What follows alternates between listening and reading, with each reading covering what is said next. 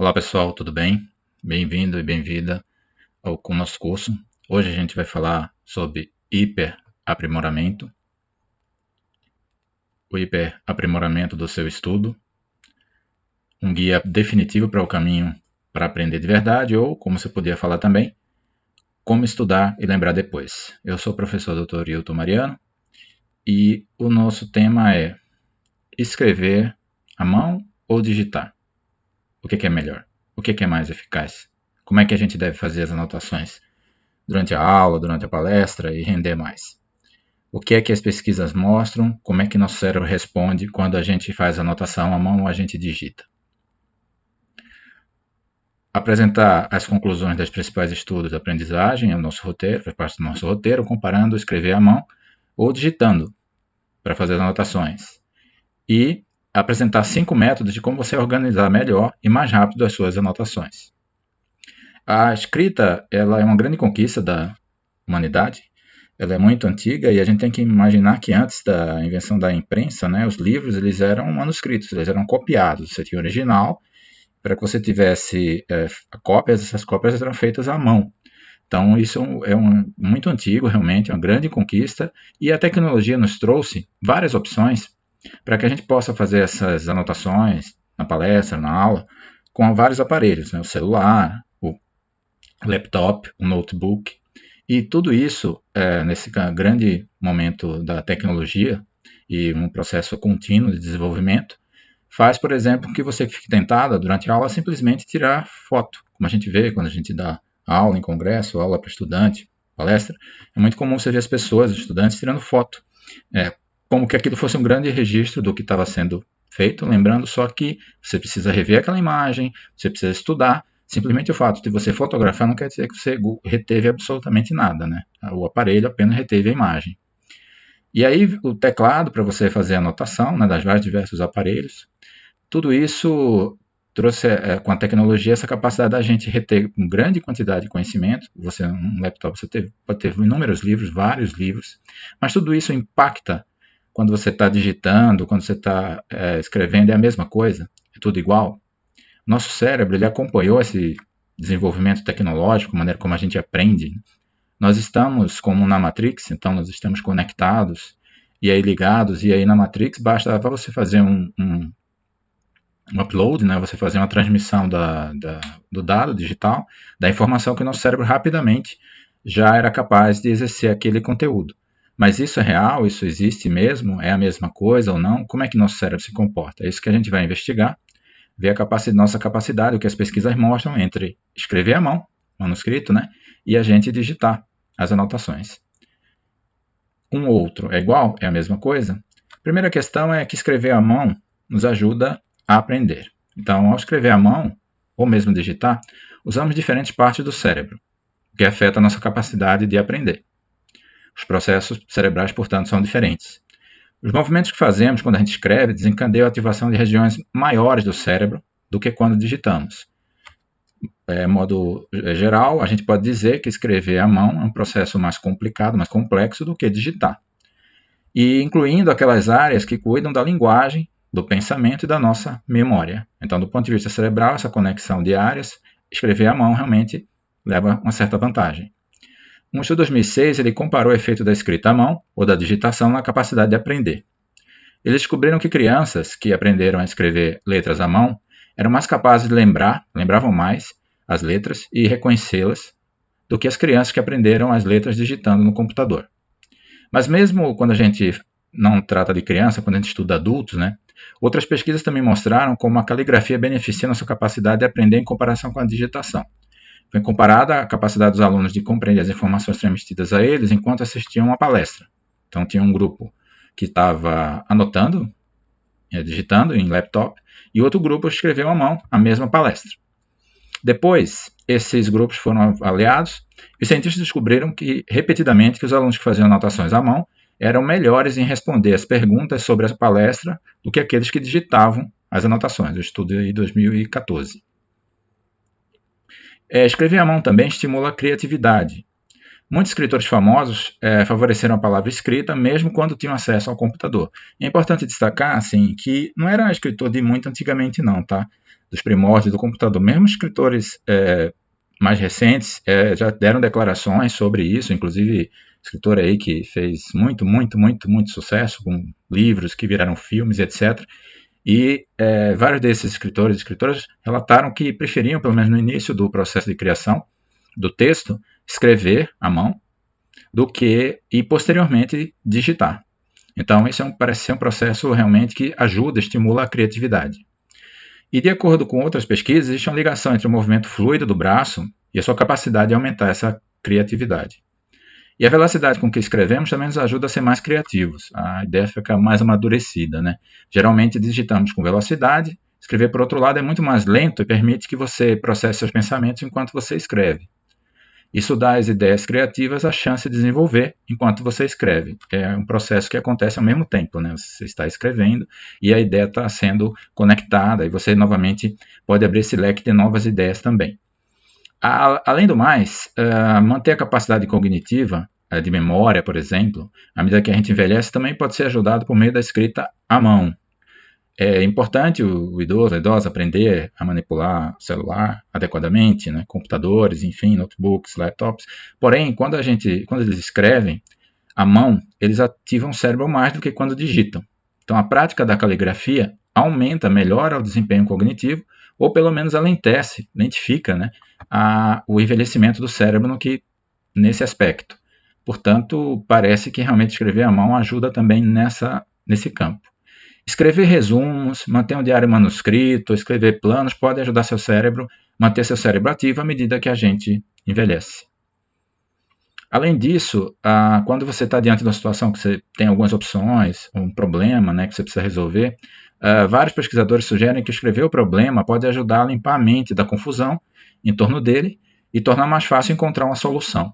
Isso é muito claro, existem muitas técnicas de neurolinguística, de coaching também, que estimulam você a escrever o problema, né? Você está com uma dúvida, uma situação importante, aí, uma decisão para ser tomada, e você colocando os prós e os contras, por exemplo, você no papel, escrevendo, te ajuda a amadurecer e você eventualmente achar uma solução melhor para aquela situação.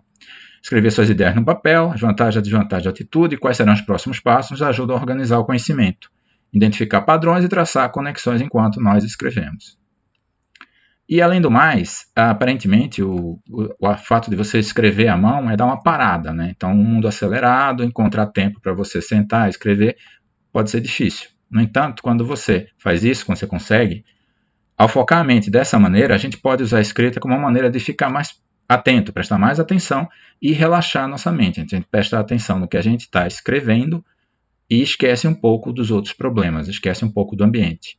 Isso força a desacelerar um pouco, escrever pacientemente o que queremos dizer. Semelhante a rabiscar ou pintar, escrever pode ser uma maneira de você encontrar um momento de paz num mundo que está uma correria alucinada, né? Muito grande. Digitar, por outro lado, é mais rápido, sem dúvida. Quando você tem habilidade para digitar, você digita com muita rapidez. E há os recursos do editor de texto, que são incomparáveis. Você pode digitar e já anexar uma figura, você pode digitar e anexar uma planilha, por exemplo. Enfim, isso não está claramente em discussão. A questão é que aparentemente o escrever à mão parece realmente ser mais eficaz para você reter o conteúdo que está sendo apresentado.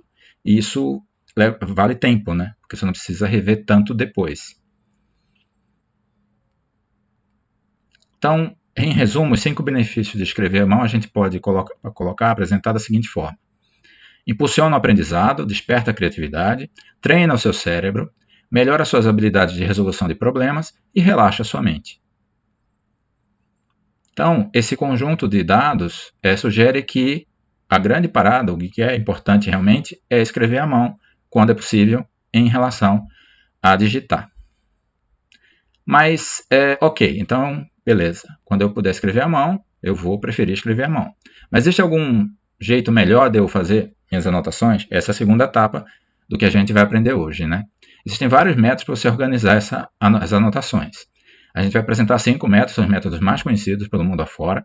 E sugiro a você experimentar os métodos, e a partir daí você escolher o que for mais adequado para você, o que for melhor para você, o que vai te trazer melhor resultado. O primeiro que a gente vai apresentar é o método mapeamento. Então, é um método de anotações, é bem visual, como se fosse um mapa mesmo. O mapeamento é uma maneira mais visual, esquemática, de você organizar suas anotações de aula. Essa técnica é útil ao aprender sobre relacionamentos entre os tópicos, né? É útil para os alunos visuais que têm dificuldade para estudar a partir de anotações, isso é muito claro. Tem gente que tem uma capacidade visual melhor do que auditiva, né? Por exemplo, você já ouviu falar aquela história, fulano ele aprende muito bem ouvindo a aula. O outro não, o outro precisa ver o desenho, ver os esquemas, ver o mapa. Então isso é muito claro. E aí é uma capacidade de um que é diferente do outro. E você tem que se conhecer para poder usar a melhor forma as armas que você tem. Então, por exemplo, para aluno visual, que tem a memória mais visual, de imagem, ele tem dificuldade para lidar só com a anotação. E quando você organiza essas anotações como se fosse uma imagem mesmo, né? Então isso fica muito mais fácil para ele. Então ajuda você a lembrar e conectar a ligação entre os tópicos. Ok, mas como é que eu monto isso daí? Então você organiza a página em tópicos do assunto. Os tópicos principais eles vão se ramificando, vão se subdividindo, né, em subtópicos com informações detalhadas sobre cada um. E aí você usa como? Por exemplo, durante a aula, você começa o mapa com o tópico principal. A partir daí você vai detalhando, você ramifica o tópico principal, escreve um título para cada um dos subtópicos, que são as partes do assunto. Escreve qualquer observação importante embaixo do subtópico e complementa no estudo em casa. Então, assim, um exemplo. Aqui o exemplo que a gente está dando é sobre imunização, então você está assistindo a aula de imunização, aí já abre uma divisão aqui como ativa ou passiva.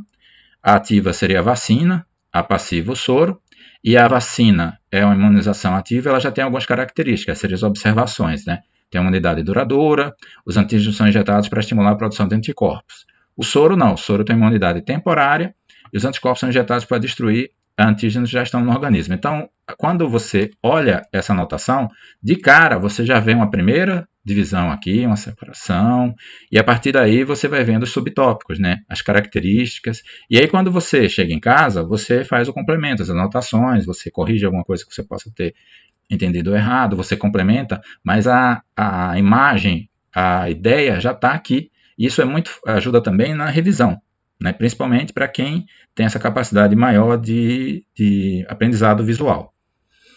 O outro método é um método muito conhecido, bem famoso, que é o método de Cornell. O método de anotações de Cornell ele ajuda a organizar as anotações em aula, um resumo bem didático.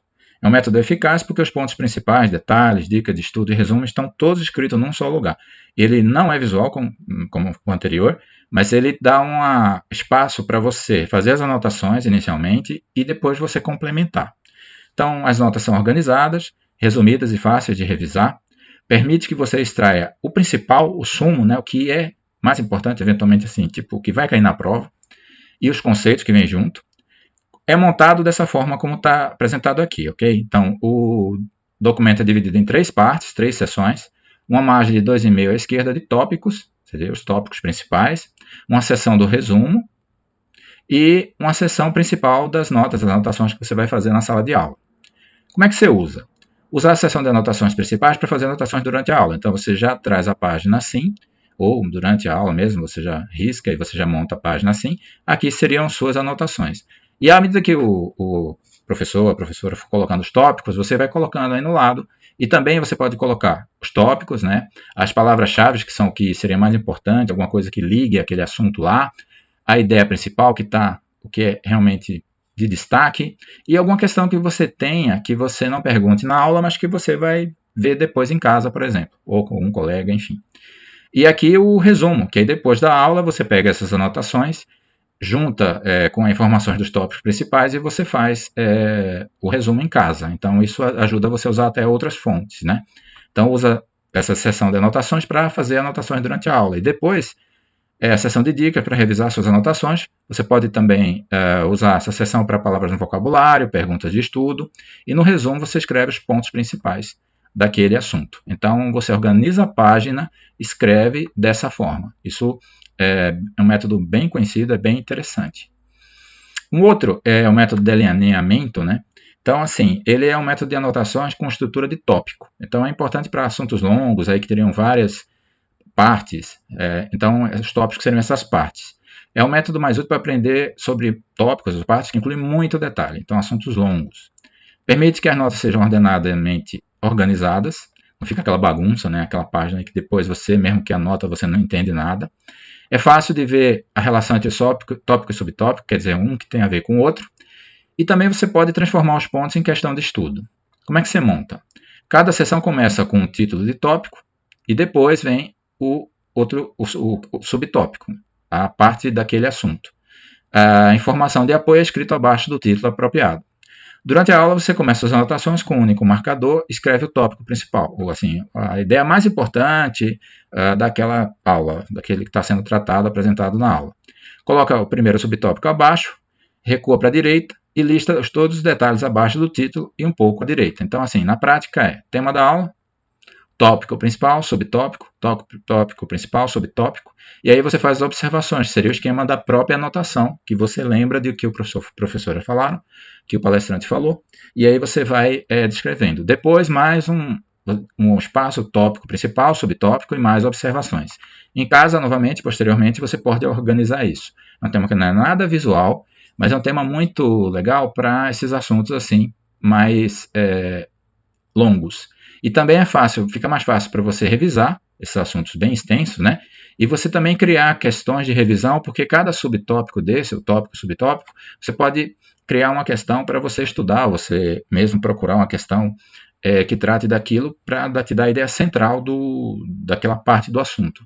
E não ficar um assunto muito longo e com as partes sem ter nada a ver com a outra. Você não ficar meio perdido. Então isso ajuda, o método de alinhamento ajuda você a organizar essas ideias todas. O método gráfico é um método de anotação que usa umas colunas, né? Então você divide a página em colunas para organizar as informações. É um método para lições que envolvem muitos fatos ou relação entre tópicos, em que uma coisa tem a ver com a outra. Vantagem: fatos organizados e fáceis de revisar. Destaca as principais informações de cada tópico. Como é que você monta isso? Como é que você monta a página, né? Quando você prepara para fazer a anotação. A página é dividida em colunas rotuladas por categoria. O tema. E os detalhes de cada categoria são preenchidos na linha abaixo. Como é que você usa? Quando as informações sobre a categoria forem mencionadas, anote embaixo da coluna apropriada. Quando o próximo tópico começar, desça uma linha e comece de novo. Então, tópico 1, tópico 2 e tópico 3. Aí você coloca o ponto 1 e os detalhes daquele ponto 1. O ponto 2, se mudou o assunto, assim vai. Então, sei lá, você está vendo uma aula lá de história, uma comparação da economia grega com a economia romana e economia moderna, então da Europa, por exemplo, atual. Aí você coloca na primeira coluna a grega, e aí você vai para o ponto principal, os detalhes, você vai para a romana, e aí você já olhou, você já vai fazer a comparação. Isso é muito útil para você organizar a revisão de matérias extensas e também quando você tem uma matéria que exige comparação. Então, comparação de um, de outro, quando não é um assunto inteiro sobre um determinado tema, mas, na verdade, a matéria é apresentada comparando a situação A com a situação B com a situação C. E aí você olha, você já tem de cara uma organização disso daí. O método das sentenças, ele é um método de anotações de frase, que é simplesmente escrever cada tópico como uma frase. Ele, nesse aspecto, ele é mais rápido, mas também não é tão organizado como os outros que a gente viu. Ele é um método que funciona bem para as aulas de ritmo acelerado, tipo aquele professor que fala bem rápido, onde muitas informações estão sendo apresentadas para você, abordadas, né? A vantagem é que anotar os principais tópicos ajuda a determinar quais informações são importantes e quais não são. E você é capaz de cobrir muitos detalhes e informações rapidamente. As notas são simplificadas para o estudo e para a revisão. Isso é verdade se você der conta, principalmente como uma palestra mais acelerada, né? Uma aula mais rápida, o que você perde menos tempo organizando, achando o local onde você vai escrever, como nas outras métodos como a gente apresentou. Então aí, a outra técnica, essa técnica aí você vai escrevendo e continua escrevendo sem muita preocupação com o lugar onde você vai escrever. Como é que você monta? Cada linha na página é um tópico novo que é separado, para organizar ainda mais suas anotações. Você pode usar títulos para cada tópico principal. Anota as informações importantes que o professor enfatizou. Isso pode ser em forma de sentença ou em forma de tópico. Começa com a nova frase, o tópico, cada novo detalhe. Use o título para organizar os pontos por tópicos principais. Então, por exemplo, frase 1 com os detalhes dessa informação, frase 2 com os detalhes dessa informação, frase 3 com os detalhes dessa informação. Aí seria mais interessante quando você, como a gente já falou, que tem aula muito rápida, mas quando a aula vai tratar do mesmo assunto. Então, sei lá, uma aula de literatura, movimento lá parnasiano, por exemplo, falar só daquilo. E aí só daquilo, e você é muita coisa, e você não vai fazer comparação, etc. Aí você quer anotar o mais rápido que você conseguir capturar, pegar na aula de detalhe, aprender mais. Então esse método aí das sentenças é um método bem legal. A organização, como eu falei, você não perde muito tempo, porque é muito objetiva, né? Frase 1, os detalhes. Frase 2, os detalhes. Frase 3, os detalhes. Isso aí vai muito também de como o professor ou professora apresenta para você o assunto. E aí você vai organizando na hora mesmo, na medida que ele vai falando. O nosso objetivo nesse curso inteiro é que você possa formar mais conexões cerebrais para melhorar o seu desempenho, né? Os engramas, como a gente já falou, ativar o seu cérebro. E junto com essas técnicas de manuseio da memória, da mente, a gestão do tempo, você possa conquistar seus objetivos, você possa conquistar o mundo. Até mais, um grande abraço, até as próximas aulas.